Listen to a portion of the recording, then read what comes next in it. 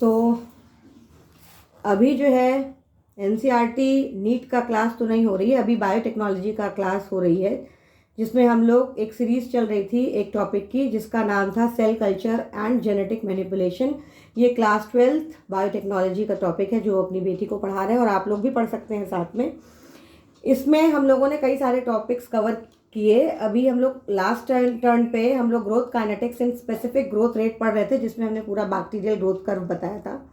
अभी हम लोग उसकी इक्वेशन पढ़ेंगे कि वो इक्वेशन क्या होती है। अगर आप लोगों को अच्छा लगे तो प्लीज़ आप लोग जो है सब्सक्राइब वगैरह कर दीजिएगा, जिससे कि नोटिफिकेशन नए वीडियोस की आपके पास आसानी से आ जाएगी और वो सीरीज़ आपके लिए पूरी हो जाएगी। चलो,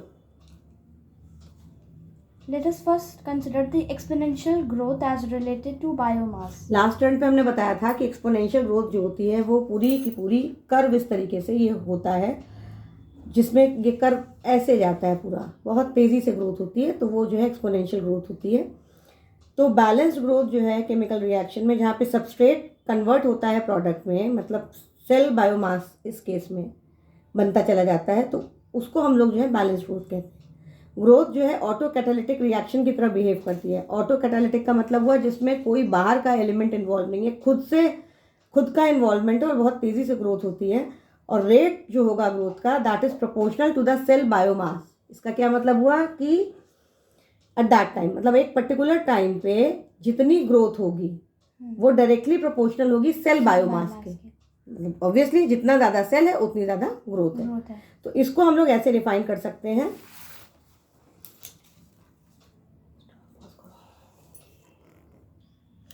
तो ये इक्वेशन कुछ इस तरीके से समझी जा सकती है, dx upon dt is equal to mu x. ये हो गई पहली इक्वेशन। ये क्या इक्वेशन है? ये है rate of change of biomass, मतलब ग्रोथ का किस तरीके से रेट चेंज हो रहा है वो इस इक्वेशन से बताया जाता है। dx upon dt is equal to mu x. अब ये है क्या? पास करो। dx जो है जिसमें कि x क्या है? कंसंट्रेशन ऑफ बायोमास, कि बायोमास एक टाइम पे कितना है। इसको कंसंट्रेशन है इसलिए ग्राम्स पर लीटर इसका यूनिट है। t क्या है?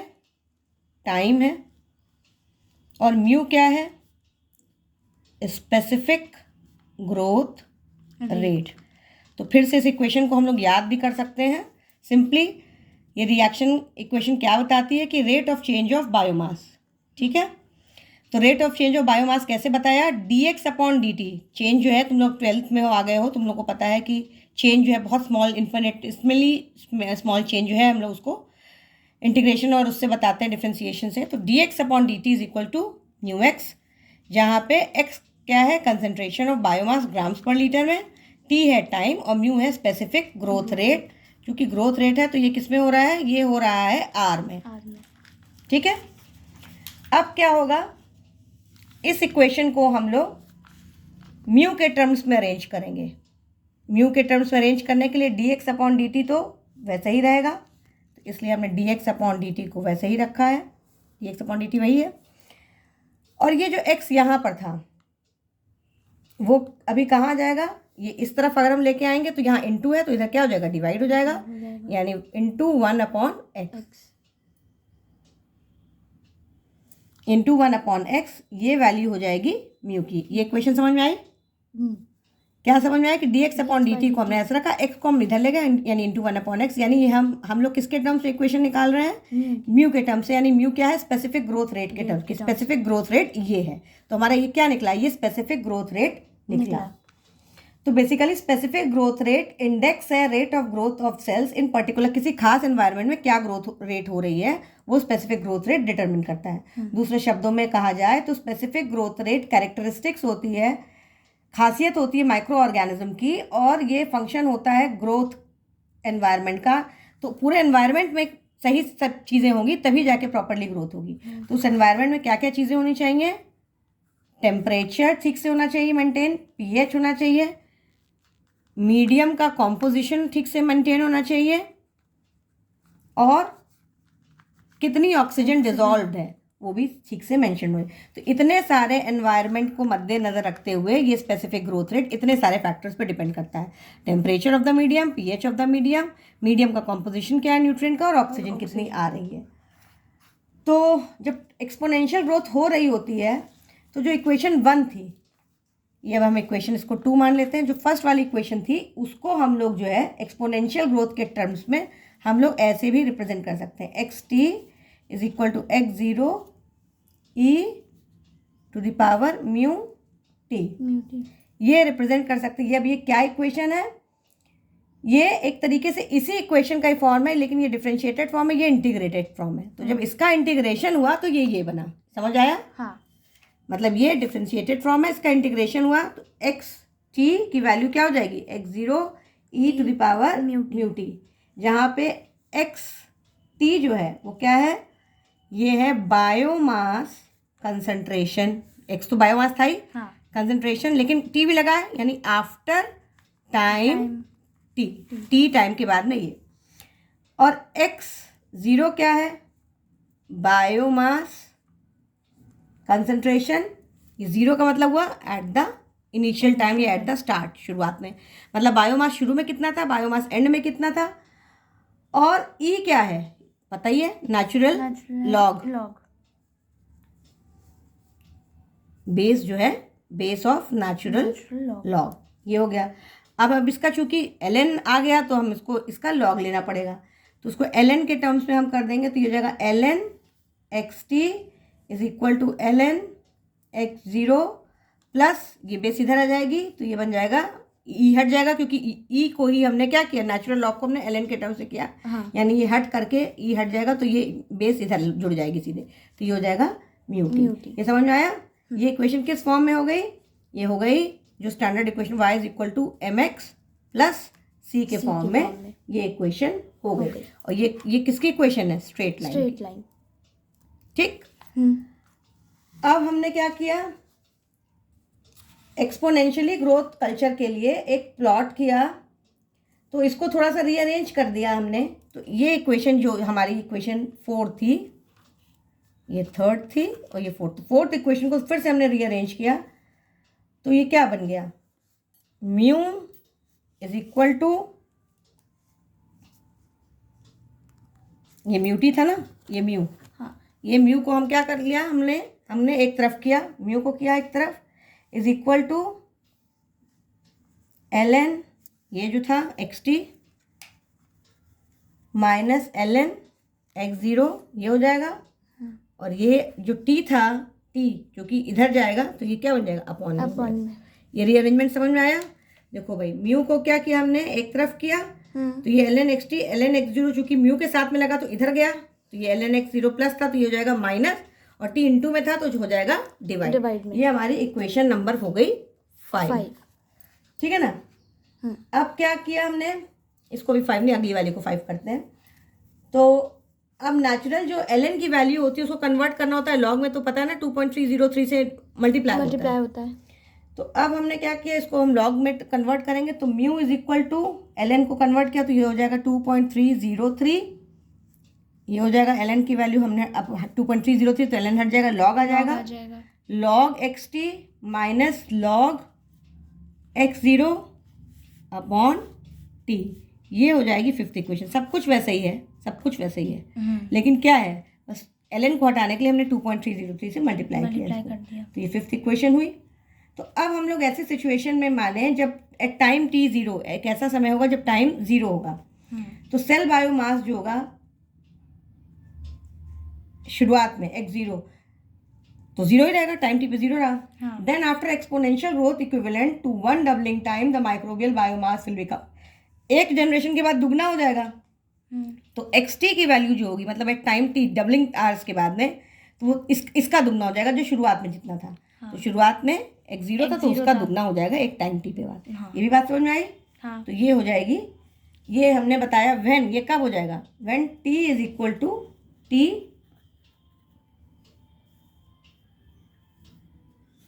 इसको रहने दो, इतना ही समझो। तो अब इन पैरामीटर्स को हम लोग सब्स्टिट्यूट करके इक्वेशन 3 लेकर के आएंगे। इन इक्वेशन 3 ये जो पैरामीटर्स है वो इक्वेशन 3 में रखेंगे। तो हमको क्या मिला इस वाली इक्वेशन में, इसकी वैल्यू यहाँ पर रखेंगे। तो हमको मिला xt की जगह हमने ये रख दिया 2x0 इज इक्वल टू, ये वैसे ही रहा x0 e और ये रहा म्यू t। समझ आया? सब कुछ वैसे ही, बस xt की जगह हमने क्या रख दिया 2x0। इसको सब्स्टिट्यूट किया, इस इक्वेशन को हमने सब्स्टिट्यूट किया इक्वेशन 3 में। ठीक है, अब फिर से हमने इसका क्या लिया, नेचुरल लॉग लिया। तो ये ln 2x0 is equal to ln x0 plus ये फिर ऐड हो जाएगा म्यू t, इसको d कर लो, d टाइम पे। तो ये हो जाएगा म्यू t, d की वैल्यू हमको निकालना है। तो ये हो जाएगा ln 2x0, ये हो जाएगा माइनस ln x0 हो जाएगा, और अपॉन यूटीडी तो हम खैर ले ही गए थे, तो इसको वही रखेंगे। तो ये हो जाएगा x0 माइनस एल x0 कितना हो जाएगा, mu t d is equal to ln 2 हो जाएगा। x0 माइनस कट गया एक तरीके से, तो ln 2 हो गया। तो अब क्या हुआ, तो टी डी की जो वैल्यू आई इज इक्वल टू, इसकी वैल्यू हुई 0.693 जो उसकी वैल्यू होती है, और अपॉन म्यू कर दिया, जहाँ पे टी डी जो था ये क्या है, डबलिंग टाइम है। टी डी क्या है, डबलिंग टाइम। तो ये डबलिंग टाइम की इक्वेशन आ गई, ये 0.693 अपॉन म्यू। तो इस तरीके से हम लोगों ने डबलिंग टाइम की वैल्यू निकाली, जिसका था जो थी 0.693 अपॉन म्यू, जहाँ पर टी डी डबलिंग टाइम था। तो अब हम लोग म्यू को अगर ग्राफ से कैलकुलेट कर सकते हैं या 5 से कैलकुलेट करते हैं, इक्वेशन नंबर 5 से, और उसको 7 में रख देते हैं, तो हम लोग कैलकुलेट कर सकते हैं डबलिंग टाइम कल्चर का। मतलब इसमें सारी वैल्यूज इधर उधर रख करके हम लोग डबलिंग टाइम भी निकाल सकते हैं। हाँ। इक्वेशन 7 से हम लोग ये भी कह सकते हैं कि डबलिंग टाइम और स्पेसिफिक ग्रोथ रेट जो होते हैं वो इन्वर्सली रिलेटेड होते हैं। देखो अपॉन में ना डबलिंग टाइम इक्वेशन जो है क्या थी, t is equal to 0.693 upon mu. तो ग्रोथ रेट जो है टी डी के इन्वर्सली प्रोपोर्शनल अपॉन में है। हाँ। तो इसका मतलब ये हुआ कि जितना ज़्यादा डबलिंग टाइम होगा उतना स्पेसिफिक ग्रोथ रेट कम होगा, या उसका उल्टा। मतलब जितना कम डबलिंग टाइम होगा उतना तेजी से ग्रोथ रेट। सीधी सी बात है, डबलिंग टाइम का मतलब हुआ कि अगर हम बहुत तेजी से डबल हो रहा है तो ग्रोथ रेट जो है उतना, जो lower will be the specific growth rate, जो स्पेसिफिक ग्रोथ रेट उतना ही कम होगा। और अगर डबलिंग टाइम कम है तो ये उल्टा हो जाएगा। तो माइक्रोबियल कल्चर जिसमें कि स्पेसिफिक ग्रोथ रेट, तो microbial culture having high specific growth rate, अगर किसी की स्पेसिफिक ग्रोथ रेट हाई है तो उसका डबलिंग टाइम क्या होगा, लो होगा कि नहीं होगा। हाँ। सीधी सी बात है ना। मतलब ग्रोथ अगर ज़्यादा हो रही है तो डबलिंग टाइम क्या होगा, कम होगा। तभी तो ग्रोथ तेजी से हो रही है। हाँ। समय अगर ज़्यादा हम दे रहे हैं तो धीरे धीरे ग्रोथ हो रही है। समय ज़्यादा ग्रोथ कम, समय कम ग्रोथ ज़्यादा, वही चीज़ है। ठीक है ना। स्पेसिफिक ग्रोथ रेट का मतलब ये हुआ कि डबलिंग टाइम अगर बहुत कम है, इसका मतलब बहुत तेजी से ग्रोथ हो रही है। तो ये रिलेशनशिप इस तरीके से है। चलो आगे पढ़ो। Specific growth rate of microbial cells in general is calculated during the balanced growth of cells, particularly during the exponential phase of growth. It signifies growth capacity of the culture in the particular environment. Specific growth rates of microbial cells change during different phases of bacteria batch growth, having a maximum value during the exponential phase. It is also affected by growth temperature, medium composition, and other environmental parameters that affect the microbial growth. तो specific growth rate जो होती है microbial cells की, generally वो calculate होती है during the balanced growth of cells, particularly during the exponential. मतलब जो ग्रोथ रेट होती है वो बेसिकली हम लोग कब कैलकुलेट करते हैं, एक्सपोनेंशियल फेज में, क्योंकि उसी वक्त सबसे ज़्यादा ग्रोथ हो रही होती है। तो ग्रोथ कैपेसिटी जो कल्चर की होगी वो किसी एक, जैसे बताया था, एक पर्टिकुलर एनवायरनमेंट में कैलकुलेट करेंगे जिसका पीएच टेम्परेचर वगैरह सब कांस्टेंट होगा। Specific growth rate microbial cells की वो बदलती है अलग अलग फेजेस के दौरान, बैच ग्रोथ के अलग अलग फेजेस के दौरान स्पेसिफिक ग्रोथ रेट बदलती रहती है। हाँ। और मैक्सिमम वैल्यू कब आती है, एक्सपोनेंशियल फेज में, क्योंकि सबसे ज़्यादा ग्रोथ होती है उसमें। तो ये जो है वही है, कौन कौन से फैक्टर्स अफेक्टेड होता है, टेम्परेचर, मीडियम कॉम्पोजिशन, पीएच, और ये सारी चीज़ों से अफेक्ट होती है। तो let us now study the second approach. दूसरा अप्रोच हम लोग पढ़ेंगे जो बताता है कि ग्रोथ सेल नंबर के कॉन्टेक्स्ट में क्या है। बायोमास का था। हाँ, वो बायोमास के कॉन्टेक्स्ट में था कि ग्रोथ बायोमास के हिसाब से कैसी होती है। अभी हम लोग पढ़ेंगे सेल नंबर के हिसाब से। तो अब हम लोग देखेंगे कि ग्रोथ रेट जो है किसके कॉन्टेक्स्ट में देखेंगे, सेल नंबर के कॉन्टेक्स्ट में। तो सबसे पहले जो है सेल नंबर के कॉन्टेक्स्ट में हम लोग ग्रोथ देखेंगे। तो जहाँ पे N0 जो है इज इक्वल टू 1 है। अभी क्या है, अगर हम बात करें कि सेल डिविजन्स कितनी हुई थी, एक कॉलम में हम इसको रख लें, ये 0, ये 1, ये 2, ये 3 और ये nth जनरेशन में। अब यहाँ पे सेल डिवीजन हुआ, नंबर ऑफ सेल्स कितने बने, तो इसका प्रेजेंटेशन कैसे होगा।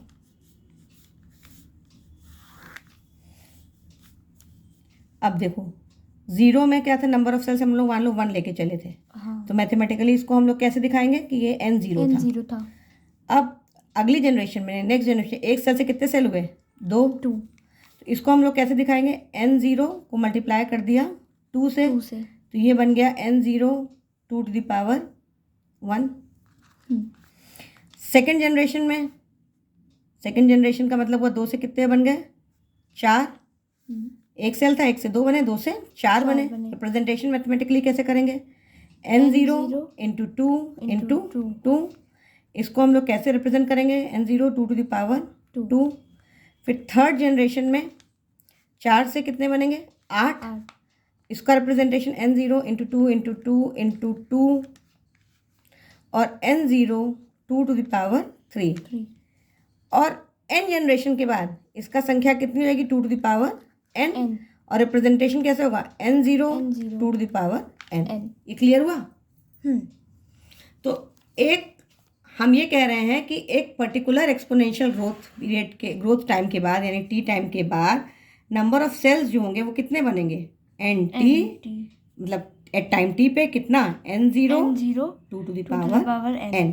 यहाँ पे स्मॉल n क्या है, नंबर ऑफ सेल डिवीजन, कि कितनी बार सेल ने डिवाइड किया। तो इस तरीके से हम लोग जो है कॉन्टेक्स्ट आ जाएगा नंबर वाइज का। और N0 क्या था, ये है इनिशियल सेल नंबर। अब इस इक्वेशन का हमको लॉग लेना है, तो log NT is equal to, ये हो जाएगा लॉग N0 प्लस ये इधर आ जाएगा N log 2। अब क्या होगा, हमको n की वैल्यू चाहिए तो हम n को अलग करेंगे, बाकी सबको एक तरफ करेंगे, यानी ये हो जाएगा log NT minus log N0 upon log 2, क्योंकि यहाँ मल्टीप्लाई इधर जाएगा तो अपॉन हो जाएगा। अब क्या होगा, इसको सॉल्व किया तो n is equal to log NT minus log N0, इसकी वैल्यू हुई 0.301। और इसको सॉल्व करने के बाद 3.3 log NT minus log N0, ये फाइनल इक्वेशन हमारी बन गई। जहाँ पे अब ये क्या है, मान लो इस इक्वेशन को हम 9th इक्वेशन कह देते हैं, पीछे 8th थी। तो मीन जनरेशन टाइम जो था, that is the time taken to undergo single generation, तो वो था, वो डबल कब कर रहा था, ये TD जो था वो था, उसको हम लोग कैसे मतलब रिप्रेजेंट करेंगे, टोटल ग्रोथ टाइम, कितना समय लगा और कितनी सेल डिविजन्स थी, नंबर ऑफ सेल डिविजन। तो TD को हम रिप्रेजेंट कर सकते हैं टोटल ग्रोथ टाइम T से और number of cell division N से। तो ये इस तरीके से हमको एक बायोकेमिकल फार्मूला मिला। तो एक क्वेश्चन अगर इसको हम लोग सॉल्व करें तो हम लोग कैसे कर सकते हैं, कि पूछ रहा है कि calculate the generation time, calculation the generation time, मतलब क्या पूछा, जनरेशन टाइम का मतलब उसने क्या पूछा, TD पूछा उसने, ऑफ अ बैक्टीरियल पॉपुलेशन, जिसमें नंबर ऑफ बैक्टीरिया जो है 10 टू द पावर 4 पर ml से 10 टू द पावर 7 पर ml बढ़ रहे हैं 4 आवर्स के अंदर। ये क्वेश्चन दिया है कि तुमको क्या निकालना है, जनरेशन टाइम निकालना है एक ऐसे बैक्टीरियल कल्चर में जिसमें bacteria initial 10 to the power 4 पर ml थे, फिर बाद में बढ़ गए 10 टू द पावर 7 ml में 4 घंटों में। तो हम कैसे निकालेंगे, तो हम यही इक्वेशन 9th यूज़ करेंगे। तो ये क्वेश्चन आई थी n is equal to 3.3 log NT था, तो NT यानी फाइनल टाइम पे, तो लॉग हमारा n क्या 10⁻7 हो जाएगा, क्योंकि 7 घंटे 10⁻7 माइनस लॉग और इनिशियल N0 10⁻4। ठीक, अब क्या हुआ, n is equal to 3.3, log 10⁻7 का हो जाएगा 7, 10⁻4 का हो जाएगा 4, 7 माइनस 4 यानी 3.3 इंटू 3 लगभग 10 आया अप्रॉक्सीमेटली। तो अब ये वाली इक्वेशन 10th वाली को अगर हम यूज़ करें, क्योंकि हमको निकालना क्या है, जनरेशन टाइम निकालना है, तो TD इज इक्वल टू, ये टाइम निकाले तो 4 घंटे का टाइम था, 4 आवर्स को हमने मिनट्स में कन्वर्ट कर दिया, यानी 4 × 60 यानी 240 मिनट्स।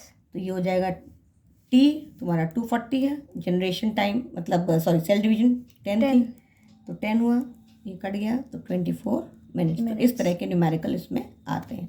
फिर से एक बार समझ लो, पूछा जा रहा है कि जनरेशन टाइम कितना होगा कि 10⁻4 से 10⁻7 बन जाए बैक्टीरिया। मतलब एक बैक्टीरियल कल्चर है, उसे पूछा जा रहा है कि जनरेशन टाइम यानी कितना समय लगेगा 1 ml में, जब 10⁻4 ml 10⁻4 बैक्टीरिया हो और जब वो कन्वर्ट हो जाए 10⁻7 में, मतलब कितने घंटे लगेंगे, कितने मिनट लगेंगे इतना होने में। ये पूछा जा रहा है कि इतना होने में कितने मिनट लगेंगे। तो हमने इक्वेशन यूज़ किए हैं, आप लोग याद कर सकते हैं, n is equal to 3.3 log 10 NT minus log N0। तो फाइनल जो NT था हमारा वो 10⁻7 था, लॉग 10⁻7, और माइनस N0 जो इनिशियल था वो था लॉग 4 10⁻4 सॉरी लॉग 10⁻4। तो इसकी वैल्यू ने 7 माइनस 4 निकाली, 3.3 से मल्टीप्लाई किया और ये आ गया आंसर 10। तो ये n की वैल्यू आई, मतलब ये नंबर ऑफ सेल डिवीजन हमारे पास 10 सेल डिवीजन लगेंगे तब जाके यहाँ से यहाँ तक मामला चलटेगा। पर उस 10 सेल डिवीजन में कितना टाइम लगेगा वो हम निकालेंगे T/n से। तो T है टाइम, इतना होने में बता रहा है कि 240 मिनट लगेंगे, क्योंकि 4 घंटे दिए हुए हैं। हाँ, तो उसके बाद ये हुआ 24 मिनट, मतलब इतना होने में तो दिया ही हुआ कि 4 घंटे में हो रहे हैं, लेकिन वो 4 घंटे का जनरेशन टाइम कितना है कि एक्चुअली टाइम में कितना जनरेट हुआ ये चीज़, तो वो है 24 मिनट्स। चलो अब नेक्स्ट टॉपिक हमारा scale up of microbial process है, ये हम लोग नेक्स्ट टर्न पे देखेंगे। नेक्स्ट टॉपिक जो है स्केल अप माइक्रोबियल प्रोसेस है, इसको हम लोग नेक्स्ट टर्न पे देखेंगे। और ये चैप्टर ऑलमोस्ट एंड के कगार पे तो नहीं, मिडिल तक आ ही गया है और धीरे धीरे कंप्लीट भी हो जाएगा। तो आप जितने बच्चे भी अगर पढ़ रहे हैं तो आप लोगों से रिक्वेस्ट है कि आप लोगों को अगर कोई डाउट हो तो आप लोग कमेंट सेक्शन में पूछिए, उसका यूज़ करिए, सब्सक्राइब कीजिए। और अगर आपके फ्रेंड्स बायोटेक्नोलॉजी पढ़ना चाहते हैं क्लास 12 CBSE बोर्ड की, तो उसको उनको शेयर भी करिए। और प्रॉब्लम ज़रूर आप लोग पूछिए, क्योंकि जितना आप पूछेंगे उतना आपको क्लैरिटी मिलेगी। चलिए फिर, ऑल द बेस्ट, बाय।